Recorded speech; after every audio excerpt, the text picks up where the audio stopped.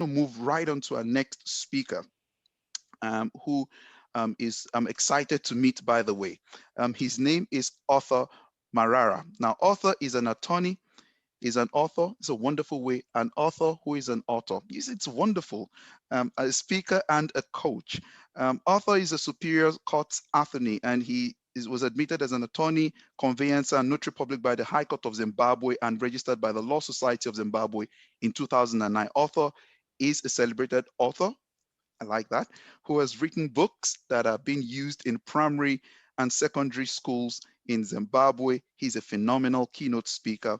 He's got raw energy, he's got a delightful humor about him, and he's got a wealth of experience he's going to share with us this afternoon. Now, Arthur will be speaking to us on the breaking the barriers to accessing mental health intervention for Black men. Arthur Marara, it's great to have you on board, sir. Over to you.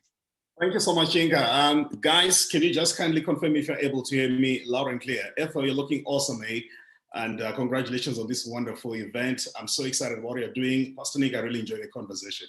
So have you been told, guys, I'm a lawyer by profession. I'm not a psychotherapist, but I'm speaking here from a perspective of someone who's very, very practical. So the type of work that I do involves a lot of mental anguish. We have to sell people's properties. We need to sue people. We need to harass people. We need to threaten people. We need to shock people. That's my background, eh?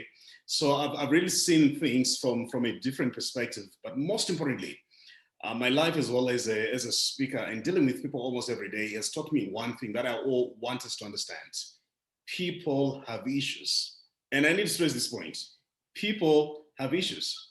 So on my phone, before it was banned, I received on average not less than 500 messages every day. And these are 500 messages of people who have got issues.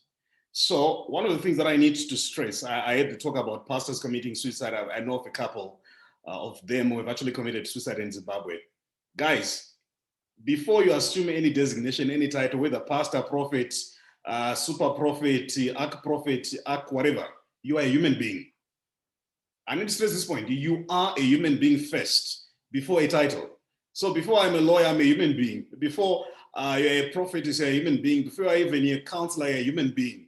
Before you are a slave queen, you're a human being. Before whatever, you are a human being. I think we miss that so much. And once we miss that point, we get to be under so much pressure. So for me, I really don't get shocked when I hear that so-and-so is involved in a scandal. No, I don't. Why? They're a human being. So society has got so much standards, so much expectations, because they are given X, Y, Z titles. So I really think for us, we need to be that practical, where we get to accept our humanity, and we need to learn to look for help. That's very important. So I'm an inspirational speaker. I love inspiring people. I love talking ideas, sharing ideas. Guess what? I also got my down moments. I also got moments where I need to speak to someone. I've got those moments where I also really need to do a call. I need to say, guys, I'm not okay. X, Y, Z is happening in my life. What can I do? I want to get this. So don't get and don't allow whatever position you're in society to get into your head.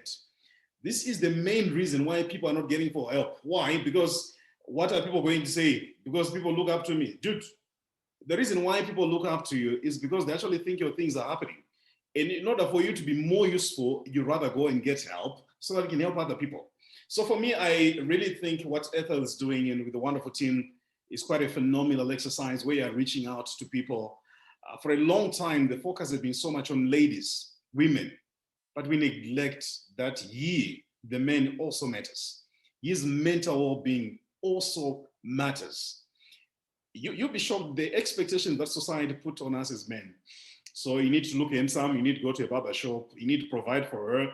If you're not providing for her, she'll call you not romantic, which is the lighter form for broke. And so there's so much pressure on you. And if you're not doing anything, you'll be sent some pictures from Instagram showing you what other people are doing, what other spouses are doing for their spouses, and you're just there. So men go through a lot of things, guys. And I really think for us, it's very important for us to prioritize seeking for help. So I really think it's very important for men, number one, we need to nurture a culture of communication. Nurture a culture of communication. For a long time, and this is a society that I grew up in, where you're told that men don't cry, men are strong, If you're asking for help, they say you're weak. If you're saying, guys, I'm not okay, they say you're weak. Even in African setup where I come from, pretty much you can't even say I'm not well. Why? Because if you're a man, you need to be strong, you need to be fit, and so forth. When truthfully speaking, you are actually facing problems. So I really think we need to normalize a culture of communication where we admit and accept our humanity. And once we accept our humanity, it's not a sign of weakness. That's a sign of strength. People who ask for help are not weak. People who ask for help, they are strong. And I think we need to normalize that. That people who are actually strong, they know that they actually need help. And you need the help that you can also get from other people. So I really think it's very important for us to normalize a culture of opening up. And secondly, I also think it's very important to be as real as possible. You see, those guys who don't know me, if you Google on the internet, there are quite a number of search results that come. People are looking for who is my wife, my net worth, where I stay, and so forth. On my birthday, my photos were posted and many people were screaming. And I'm like, oh, okay. So if I'm not careful, I can actually allow all these things to get into my head. And the next thing, I pitch my life at an unrealistic level. Why? Because I need to keep up appearances. You are not in a competition with anyone. You are not in a race with anyone. Your race is to identify your purpose, live it. Your race is to identify what God has called you, live that. You should not be obsessed with competing with people. And I think this is one of the reasons why many people are actually not going out there and getting help, because we're trying to keep up with what our neighbors are doing. And because of that, we lose out, we miss out. Many of you guys, you know the company called Eastman Kodak. Eastman Kodak, there's a guy who is behind it called George Eastman, a billionaire.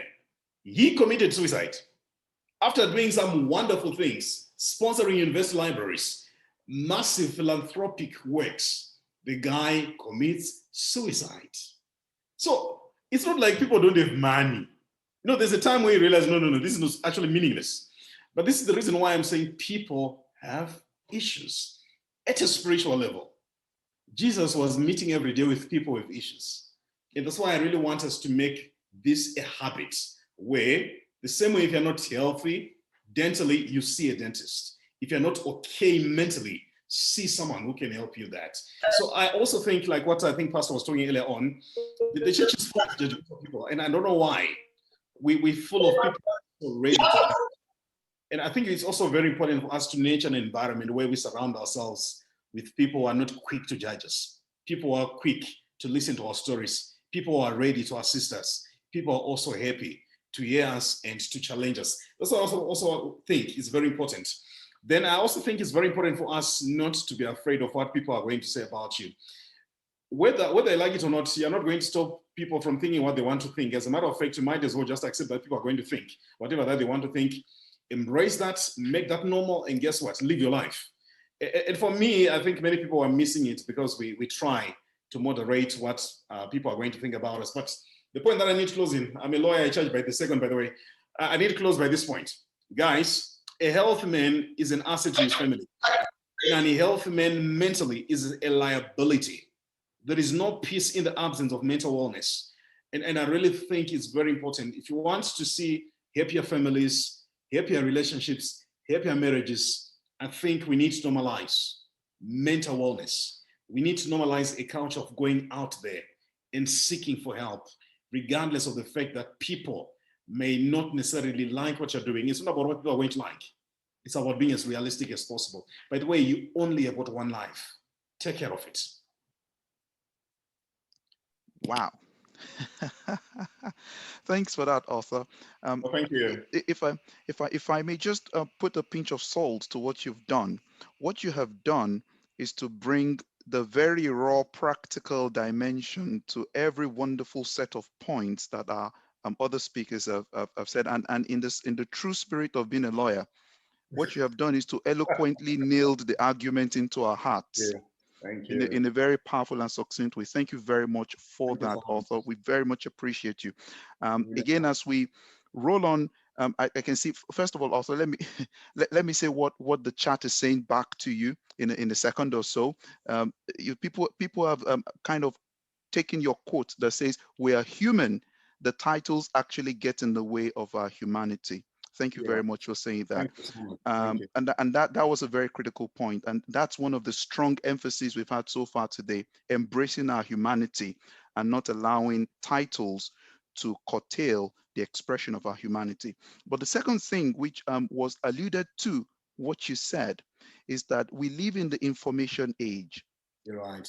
And when you said about people posting your things and Googling you and all of that, you said it, but you didn't say it. And that's the point, that for those of us who are on this call, the influence of social media is not just affecting our young people, it's affecting us all as adults as well, because we have a way of trying to look to keep up with a certain appearance so that people can have a feeling that we're doing okay.